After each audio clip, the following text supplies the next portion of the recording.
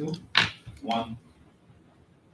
Welcome to the Partnership for National Unity press conference for July 18th, 2025. Joining today's presser is Mr. Aubrey C. Norton, presidential candidate of the Partnership for National Unity, Mr. Ganesh Maipal, vice presidential candidate for the Partnership for National Unity, and Mr. Reyes Rupnarain, candidate for the APNU. Today's press statement will be read in three parts, and we will begin with that reading with the leader of the Partnership for National Unity. Good day. The APNU manifesto is completed. The APNU has completed its manifesto after 4 years of engaging the Guyanese people and professionals. We did not wait for this late hour to pretend to engage in so-called consultation and politics of gimmicks as the PPP has. In preparing our manifesto, time was invested in discussing and integrating the various positions of the coalition partners. Additionally, our manifesto has also benefited from the advice of experts. The manifesto is intended to ensure the essentials of our people-centered development strategy, as well as our approaches to economic development, managing our oil wealth, eliminating poverty, guaranteeing each household a livable income, creating a comprehensive social protection system, providing top-class social services, building better communities, meeting the UN Sustainable Development Goals, and protecting our territorial integrity, among other areas. Our manifesto is the basis for continued conversation with the Guyanese people and other stakeholders. In the coming weeks, we will be relentless in selling our main message of putting people first and putting resources from oil in the hands of the Guyanese people. We are heartened by the response of the Guyanese people so far, despite the ongoing intimidation of citizens and the large infusion of money to buy support. We call on all Guyanese to be vigilant as the PPP attempts to stir up political and racial hostilities in their last remaining weeks in office. We note the effort by outgoing PPP Vice President Barra Jagdeo at his press conference yesterday to stir up further political hostility by accusing APNU supporters of harassing two PPP agents on nomination day. The fact of the matter is that the very moment the PPP provocateurs deliberately bore their way through the APNU contingent on High Street, every APNU supporter there knew that a plot was afoot to stage an incident. Not surprisingly, the PPP flew its drone directly overhead to capture footage of this obvious, crude, and reckless attempt at provocation.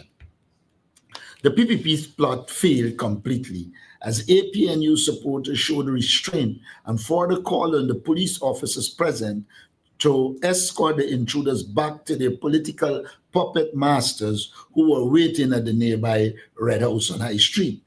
Jagdeo's attempt to milk the incident for political gain came across as pathetic and desperate.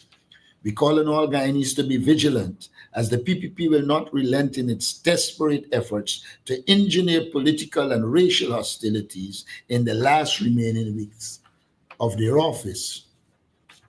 We call on GCOM to take steps to enforce its rule prohibiting voters from taking photos of their ballot papers in the polling booth. Ghana's reached a point in its electoral history where the secrecy of the ballot must be guaranteed more than ever more. Elections can only be a true reflection of the will of the people when they can vote free from fear, coercion, and bribes. Guyanese must be allowed to vote their conscience. This must be their perception and the reality. GCOM can ensure this by guaranteeing the secrecy of the ballot.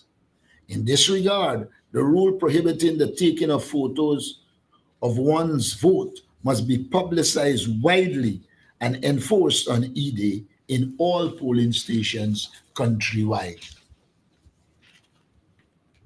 Thank you. Mr. Reyes Gupnaran. The APNU coalition is deeply concerned that there is a blatant disregard for transparency and fairness in the appointment of returning officers by the Guyana Elections Commission.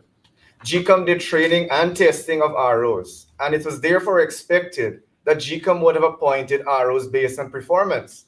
GCOM failed to do so. Despite the objections of our commissioners, GCOM threw all of these processes out the window. In Region 2, for example, the appointed returning officer scored 63% on their evaluation, but was handpicked over 33 other applicants, some of whom scored above 90%. In Region 7, the appointed RO was extracted from Region 3 and parachuted into a post in Region 7, where there were persons who secured 93% in that very region. There are no accidents. These are deliberate moves to install individuals who are politically aligned with the PP regime, not to serve the people, but to serve the ruling party and GCOM, further damaging GCOM's credibility and reinforcing the view that the PPP is dead set on rigging the 2025 elections. Before the claims and objections period, the preliminary list of electors recorded 752,336 registered voters, with an approximation of 2,897 polling stations. Now, the revised list of electors shows an increase to 757,715 voters. Yet, GCOM has reduced the number of polling stations to 2,800, a cut of 97 polling stations. How does GCOM explain an increase in electors but a reduction in polling stations?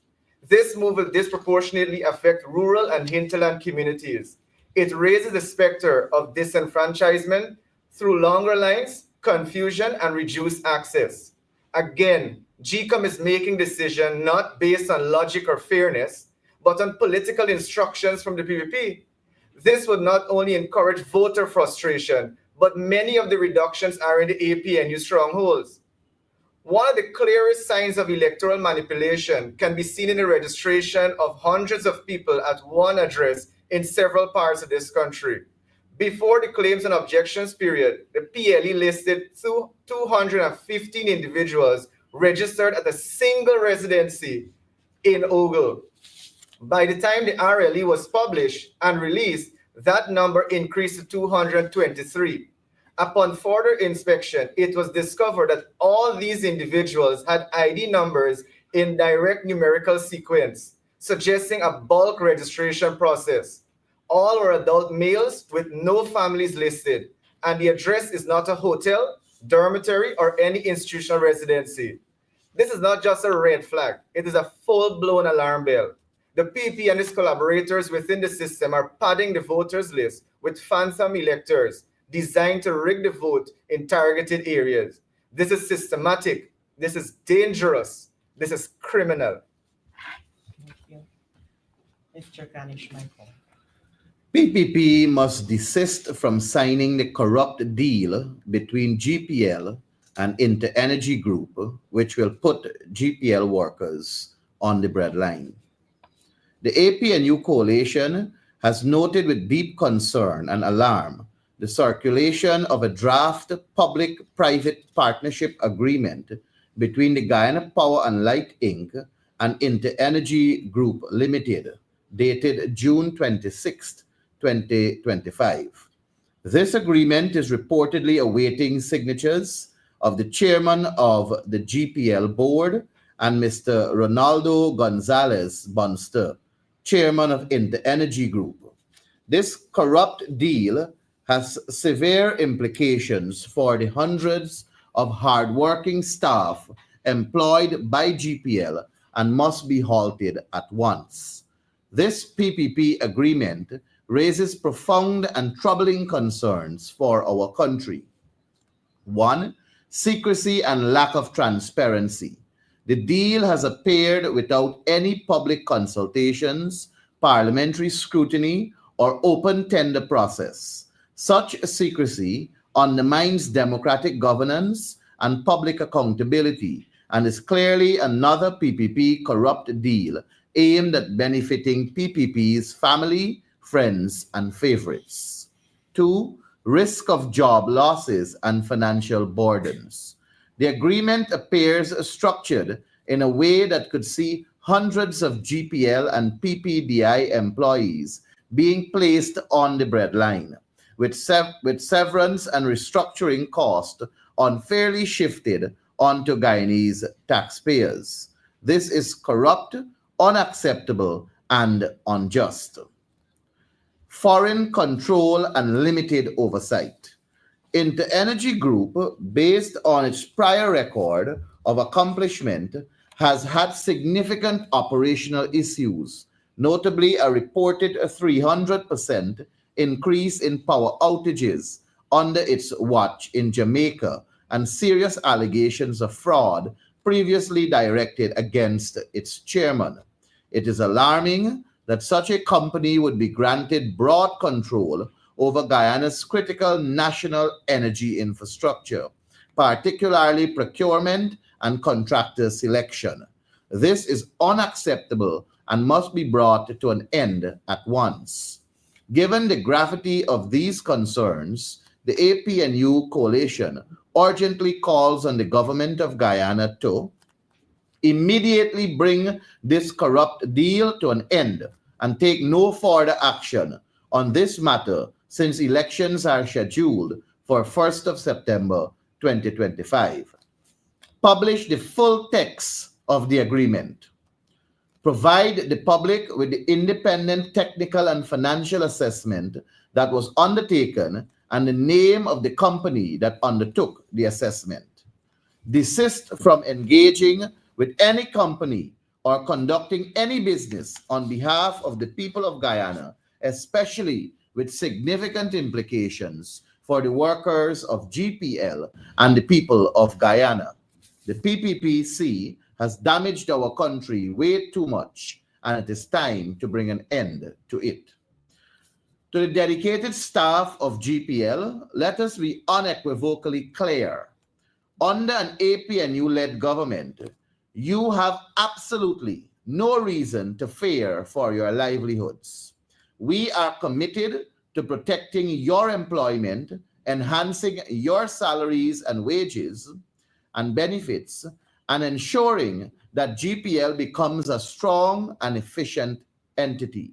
Starting September 2025, an APNU coalition government will ensure that GPL staff are still employed and receive improved working conditions reflective of their important role in powering our nation. Furthermore, the gas-to-energy project will be completed and effectively and efficiently managed under the APNU coalition government. There will be significantly reduced energy costs, new employment opportunities will be created, and we will strengthen national energy security. The time for backdoor deals, secrecy, and uncertainty is long gone. Guyanese deserve honesty, accountability, and transparency from their government. GPL employees deserve stability, respect, and improved conditions. Let us be clear, an APNU coalition government will put people first, protect local jobs, and deliver transparent, accountable, and responsible governance that secures the prosperity and dignity of every Guyanese. Thank you. At this time, I'll open the floor for questions on the first statement. You do so by the raise of hand and stating your news agency.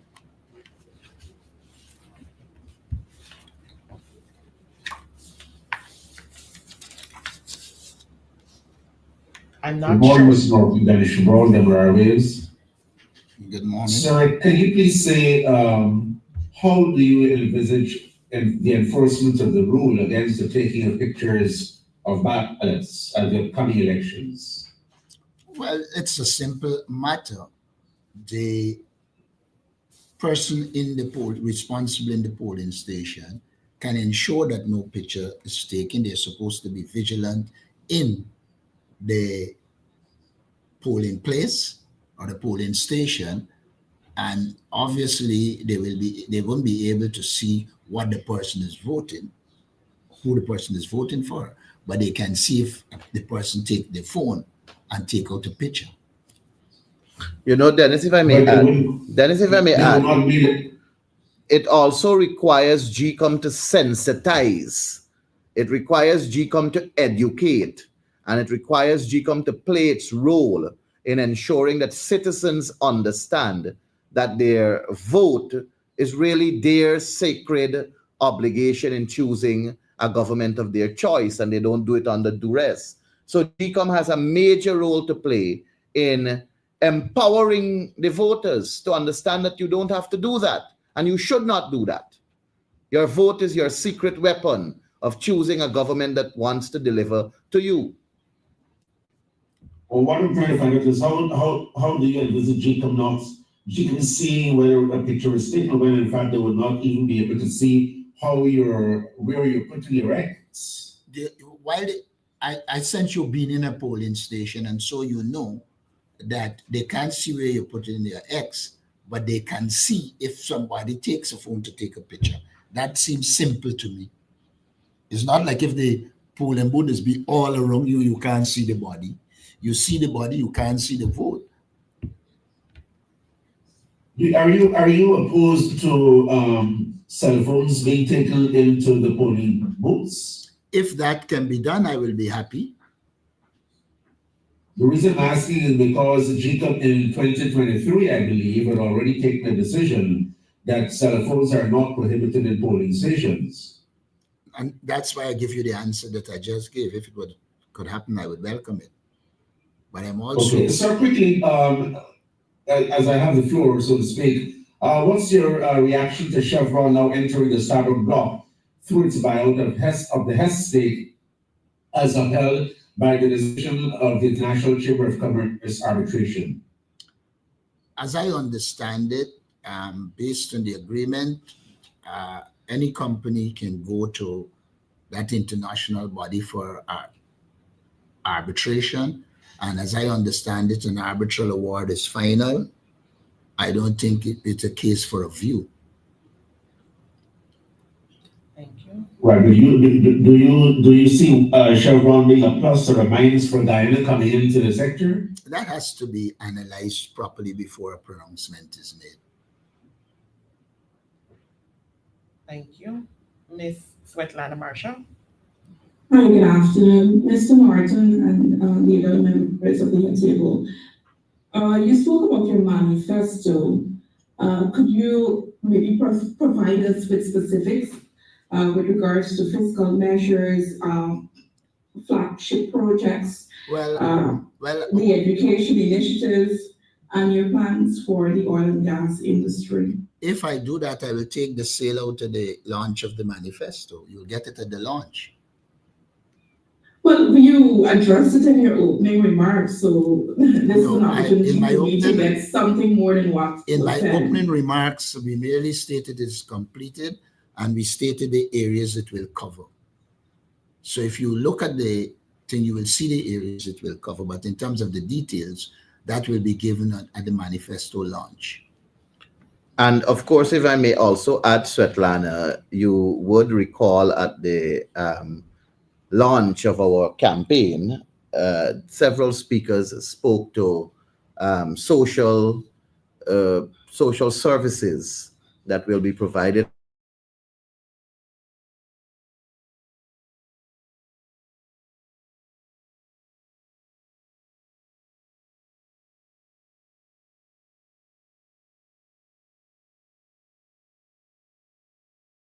Build up to the launch that is.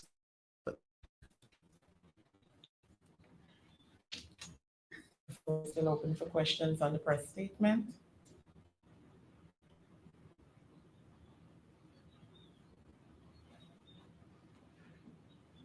I see the hand of... Hi, good morning, Tammy from the Guyana Times. Can you guys say if the manifesto will be including a 100 days plan similar to how the 2015 manifesto that the Apnu release was? And if so, what are the plans, if you do include 100-day plans, how will you ensure that these 100-day plans go through, unlike what happened under the last Apnu manifesto? I don't know what you're talking about, what happened under the last Apnu manifesto. You seem to have predetermined. But all I would say to you, when the manifesto... I meant the case that several...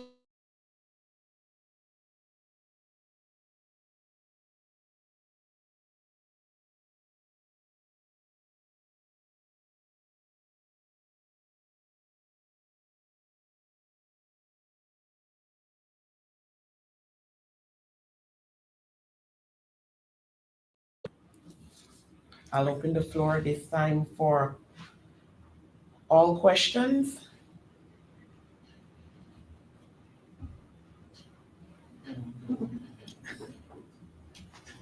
I'm sorry, was the question answered? I didn't hear, the screen froze.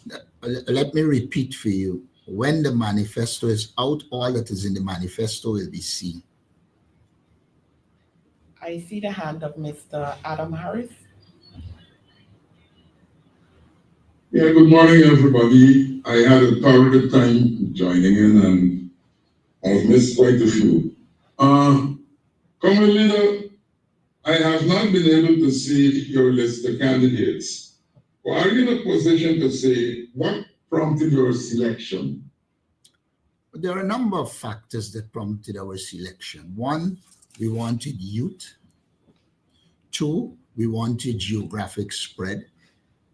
Three, we wanted professional competence. Four, we wanted some grassroots persons so that the group doesn't lose touch with the reality on the ground.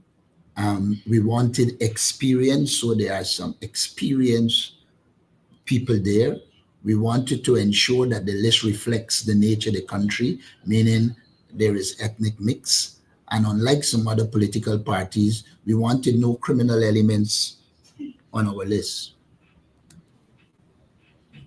Let me add to what leader said. I mean, he was kind enough to say that we want no criminal elements on our list.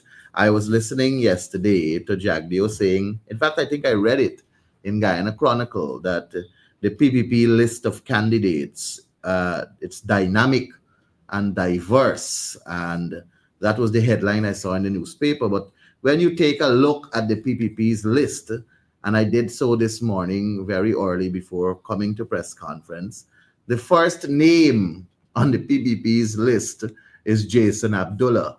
You just got to go and Google Jason Abdullah, and you will see it will come up that one, he's a convict, and we know what he was involved in terms of that whole shenanigans that that also involved Freddie Kissoon, and we remember that quite well. Another name on the PPP's list is Alistair Charlie, and Alistair Charlie was charged for rape. Just Google it, and you will see that too.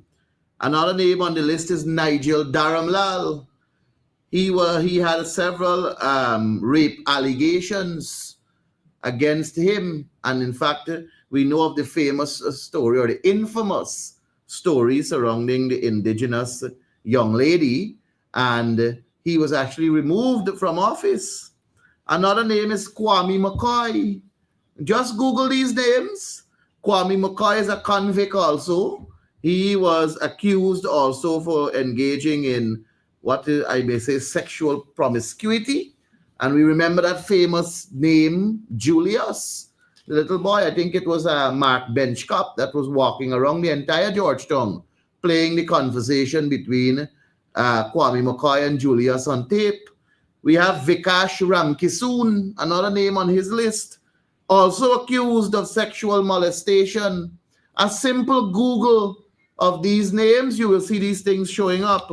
He has Berry Ramsaran.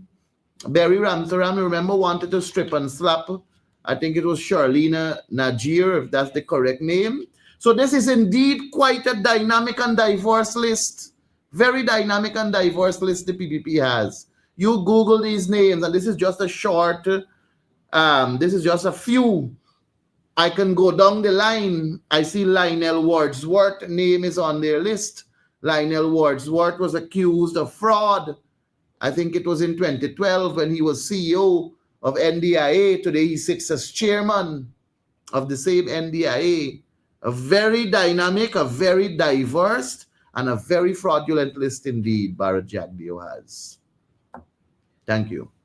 Welcome. I see the hand of Mr. Brian.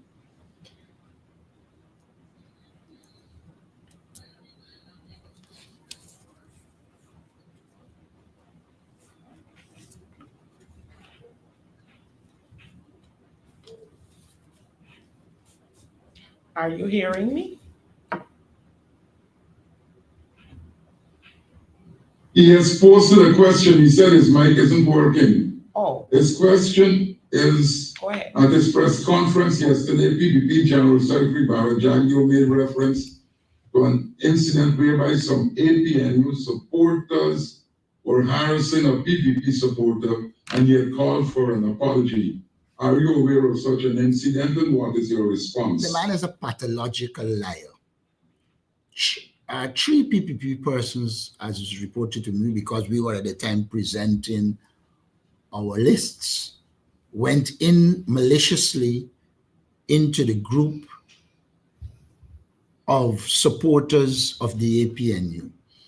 Before, there were meetings with the commander, and it was established that we will all be at different points, so there will be no clashes. Out of the blues, three PPP persons in PPP outfit went into the APNU group. Clearly, they were seeking to provoke the APNU group in the hope that they will try to chase them out or something to that effect. The PPP at the same time had their drone flying over the APNU team with the hope that that will happen. Of course, the leadership in the APNU that was out there, particularly Christopher Jones, dealt with it properly, called on the police to remove them and asked them to leave, and they went back to Red House, which is controlled by the PPP, and they did not succeed in creating any confusion. I want to make it very clear that as the PPP loses ground, it is going to do everything to ensure that there is ethnic conflict. We are happy that we handle it in a matured way, and Bharat Jagdeo cannot help himself. If he doesn't lie, his blood wouldn't flow. Thank you. I see the hand of Miss Khadija, I believe it is. Starbrook News. Hello, good morning. Khadija from Starbrook News. Ms. Norton, two questions. I would like some, if you can, I'd like some more information on what was discussed with the Carter Center yesterday. I know your statement said that you met with them, but I just wanted to know if you'd be willing to give any specifics as it relates to what was discussed. And secondly, the PPP has, over the past 5 years, promised a long list of reports that the guidance people are, long list of reports. For example, the 2023 helicopter crash report, we have the census, and a lot of those other sorts of reports that, of things that we're expecting. Should the APNU get into power in September, what plans are in place, or are there any intentions to work on having these reports released? Let me deal with the first one. We briefed the Carter Center on the extant situation. We point out to them that the process of rigging the elections is already unfolding. We give them clear information on the behavior of the government. We pointed out to the Carter Center that under the Carter formula, the chairman of the Elections Commission was supposed to be an impartial conciliator rather than an arbiter, and she has voted with the PPP every time, becoming an arbiter and undermining the intent of the Carter formula. We have shown them all of the mechanisms that the PPP are putting in place to rig the election. And we pointed out to them that we hope they play a positive role, because rig elections at this stage will have serious consequences. As it relates to reports, you would recall that before we came to government, even with the oil and with the oil contract, it was we who actually put it in the public domain. The PPP doesn't have a history of providing reports. We believe in transparency and accountability, and you can look forward to key reports being laid in the parliament and placed in the public domain at the right time. Thank you. Thank you. Mr. Cabral, is your hand up, or is this remaining from your last question? And same for Ms. Garnett, is your hand up? My hand is up. Go ahead. My first question is pertaining to the procedure for the upcoming elections. Does Mr. Norton, is the Apnu considering any joiner lists for with the given parties that are contesting? Our next question is, does the party have any concern that Mr. Mohammed from the WIN party appears to be pulling votes from the Apnu or pulling from the Apnu support base? Given some of the turnout we've seen at his rallies and at his nomination day that he had gathered that he had. I'll start with those two questions. Let's start with polling votes. I don't know they had any vote in a nomination day. And from the evidence that is available, a lot of people there went there for the money. You must go back to the local government election where the PPP felt they had all of this support in Georgetown and Linden. And then what happened is that the people collected their money and then they voted APNU. We think the same will happen. You also spoke about supporters attending his rally. I don't know that he had any rally, but we are not worried about that. We know to do our political work, and we will do our political work. As it relates to joinder, we have not been involved in any joinder at least up to this stage with anyone. I want to add my voice to the Mohammed question. First of all, I also want to put on record that we looked at his candidates list, and given our analysis, it shows about 72% of the candidates on his list come from constituencies that are normally won by the People's Progressive Party. Constituencies that are normally won. So you may have a big region like Region 10, and we remember in 2020 elections, that region showed 3,000 votes for the PPP and 19,000 votes for the APNU.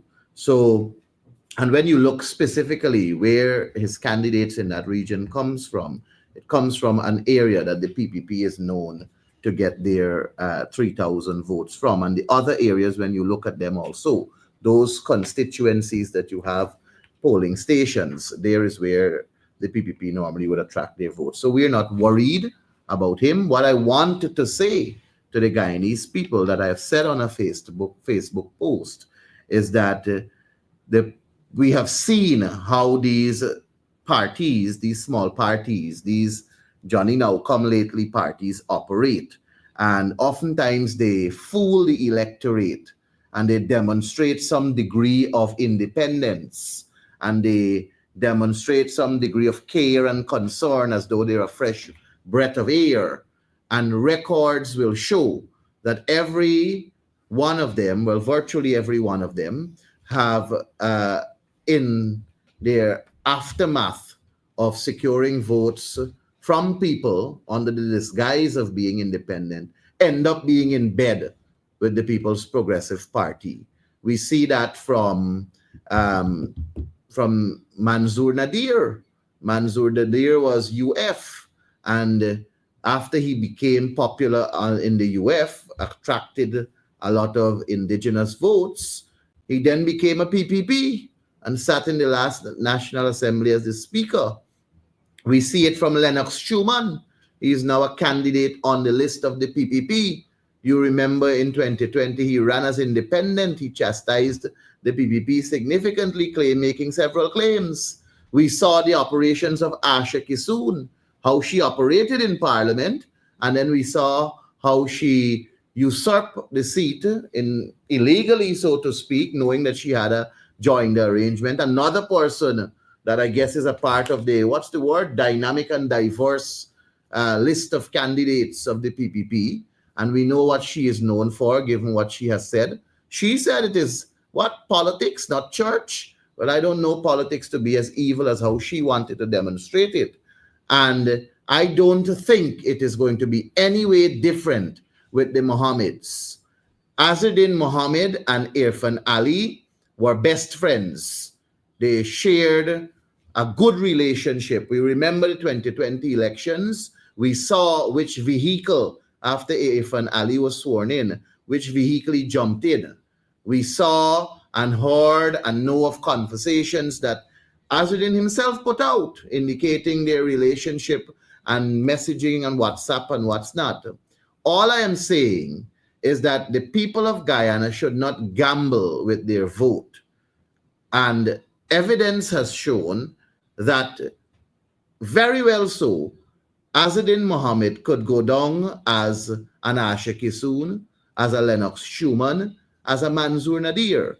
And the people should be very careful as to how they vote, and they should ensure that they vote wisely. There's only one political movement that is focused on putting people first, that is focused on giving a better life to the Guyanese people, and that is the APNU. And I trust the Guyanese people will be smart in the way they vote. Thank you. Thank you. A follow-up, please. Do you have any concrete evidence that Mr. Mohammed is indeed engaging in financial inducements for support? Well, it is reported to us, and we take those reports to be credible. But for us, the focus shouldn't be on Mohammed. The focus should be on getting rid of the PPP. Thank you. And don't you think that if you were to secure some votes, that this can lead to a shoo-in for you into the presidency or entire control of the presidents of the executive and the legislature? I don't believe in speculating. I believe in doing our political work to achieve our desired objective. All right. I believe Mr. Brian is next. NCN.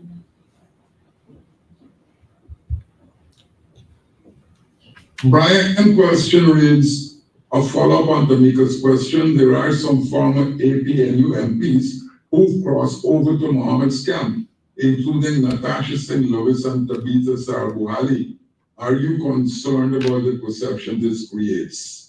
Well, I don't know what perception it can create, so I wouldn't be worried.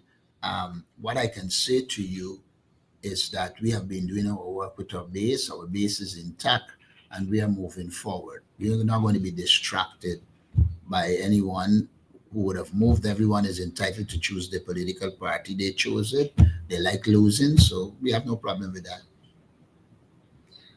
Mr. Adam Harris, you have your hand up. Yes, I do. Go ahead. Now, Comrade Leader, you have been campaigning largely in your stronghold and what have you. What has been the extent of your work in some of the PPP strongholds, like parts of the Essequibo Coast, like parts of East Coast Demerara, and what has been the response? The response has been extremely good. If you look at when we were in the Essequibo engaging rice farmers and people in the Essequibo, you would see the response. We went to Bushlat a while back, and we had very good response. And Bushlat, both places on the quarantine and in West Coast Babis. We have been visiting those communities, though Little Africa sounds like a Black community. Just recall that we visit Little Africa where the Indian population is extremely large. We had very good support, and it's a result of our visit that the government ran in after and provide roads, etc. So the response in the Indo-Guyanese and the indigenous community have been positive. I want to say this to you. Any political party that has political sense will first consolidate its base, which we have been doing, and then move out into other areas to extend our influence. And so that is where we are. Thank you. Ms. Tamika Garnett? Sorry. All right, I guess her hand was up. Hi, yeah, sorry about that. I'm moving away from the elections for a minute. I want to ask a question about Mr. Nord, the party's rent to own housing plan. What analysis have you guys done to figure out the cost for persons that persons would have to pay and across what period? And has the party determined what happens if people default? Will the government be taking on the responsibilities of taking persons to court?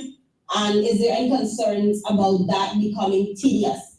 Outside of that question, I noticed that the party also has a commemoration for the Linden marchers, the 3 persons that died in 2012. Can you say if the Apnu government ever paid the $77 million settlement to the families, as was reached in July 2020, just before the government, the Apnu government was handed over to the people? Let me start with payment of this settlement. As you're aware, the court case began under the PPP. It took many years. They didn't have the result. And when the result came, it came to the end of our government, and the PPP has not paid them as yet. Now, rent to own. Rent to own is not new. Some people might be too young to remember, but in some regards, South Rempvelt and many of them were forms of rent to own, where the government built the houses and people paid for those houses, and when they finished, it became theirs. So I'm kind of optimistic. We will put mechanisms in place to ensure that the people who obtain those houses can afford to pay for them. Let us not forget, we're saying as part of our people-centered development strategy, there will be a livable income. We're also saying very clearly that we want to house people, and therefore there should be no real concern about people paying for those houses. They will be able to, because our main aim is to improve the lives of the people, put money in their pockets, and allow them the opportunity to live a much better quality life than they are living now. And so we will pursue that and achieve success. Thank you. I see the hand of Mr. Antonio Day. Good morning, everyone. Good morning, Mr. Norton. My question to you, sir, the PDP at their recent manifesto consultation said that they are going to revitalize the bauxite industry. I would like to know if Apnu once Apnu is elected to government, what are your plans to revitalize this sector, if any? Well, it is not solely revitalizing the bauxite industry. It is also using the oil resources to ensure you can get involved in the development of a smelter, so you're not just sending raw aluminum out the country. As I understand it, the market for those products are increasing, and so we will expand the bauxite industry. May I also add that in our plan, we're not focusing solely on the bauxite industry. Linden has to be diversified as well. And so we believe, for instance, that we can develop a proper tile industry. Linden has some of the best soils, clay to do tiles, etc. So we have also said we will promote sustainable agriculture in all regions, which will include Linden. We think there is scope for that there. There is also scope for us to use a lot of young people to digitalize Linden and Guyana, so that information becomes much more accessible, etc. So there are a plethora of things that we will do to increase bauxite production and probably another bauxite company or so, and diversify the economy of Region 10, particularly Linden. Great, thank you. Mr. Adam Harris? Yes, my question has to do with Region 7. Now, your prime ministerial candidate comes from Region 7, and she was said to be doing a lot of work there. At the same time, a former mayor, Gifford Marshall, somebody whom I knew, seems to have dropped out and have gone over to the PPP. In Region 7, have you noticed any movement in one way or another as it should affect the party? Not really. Gifford, again, hasn't been active in the party since 2020. I can't recall, from the time he was no longer mayor, he was not active in the party. And even while he was mayor, to the end of it, he wasn't very active. And so we don't expect that he will have any impact on our constituency. Let us not forget that in these elections, people vote for a political party, not for individuals. And so we anticipate that our support base will continue to support the APNU. One other question. You seem to be really stomping the ground. What has been the physical effect of such an action on you and people like Ganesh and the others, Shanika, all those who have been really beating the ground consistently over the past couple of weeks? You know, sometimes people miss when you're beating the ground, you're also exercising. So it has a positive impact. But Adam, it's not now we have been on the ground. I think since Leader Norton took the leadership of this party, and even before that, his track record speaks volume about being in the nook and cranny, being on the ground, going to people, interacting.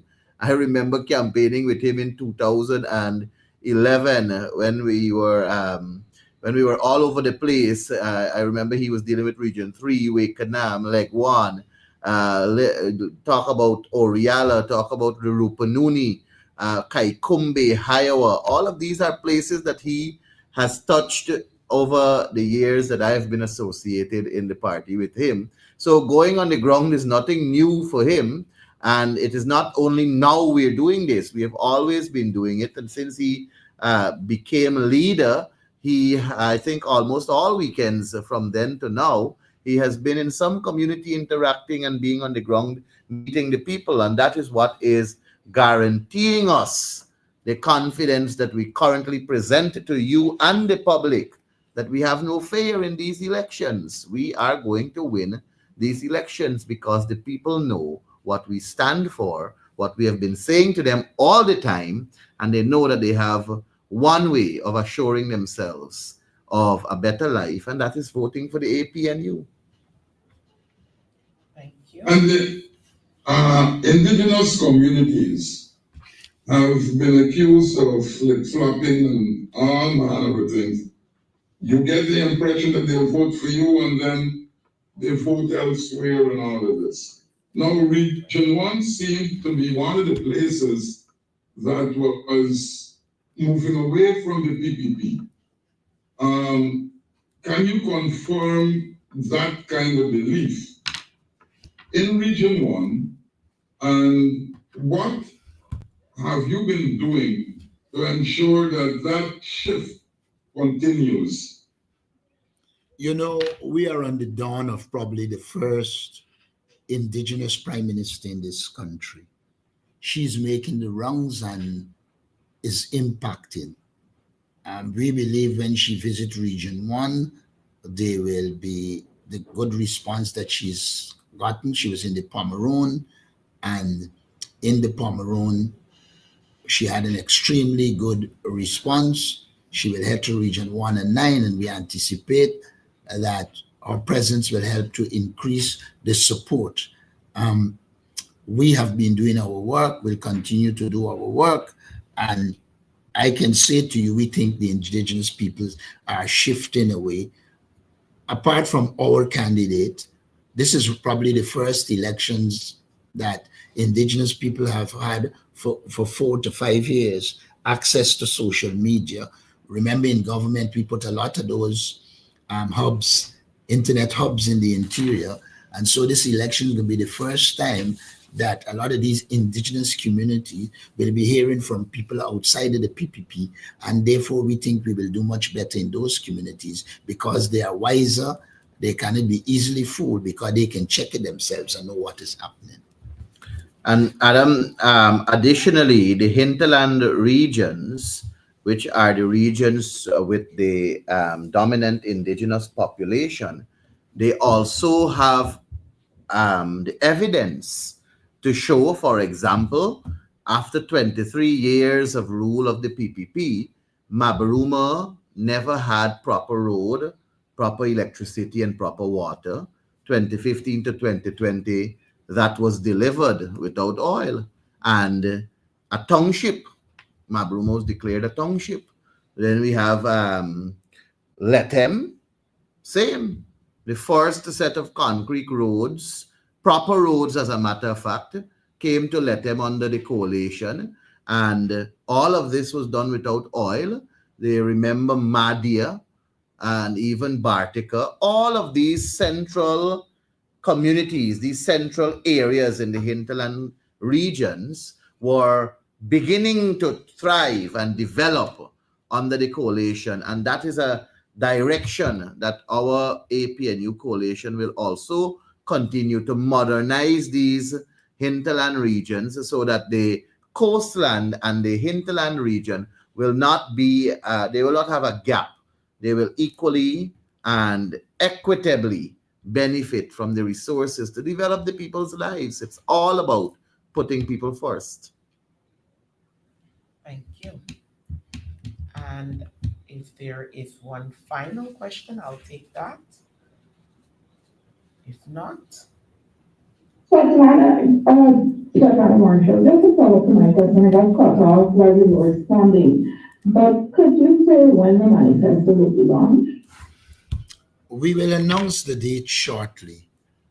We don't want to announce it prematurely. We have already prepared. It is heading to the printers.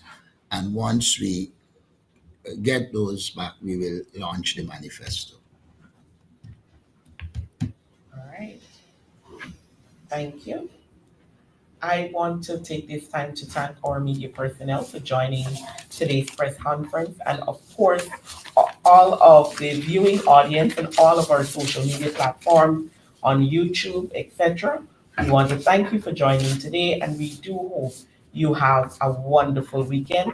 And don't forget to join us in Melanie on the east coast of Demerara, July 20th, for our East Coast Rally, which begins at 6 p.m.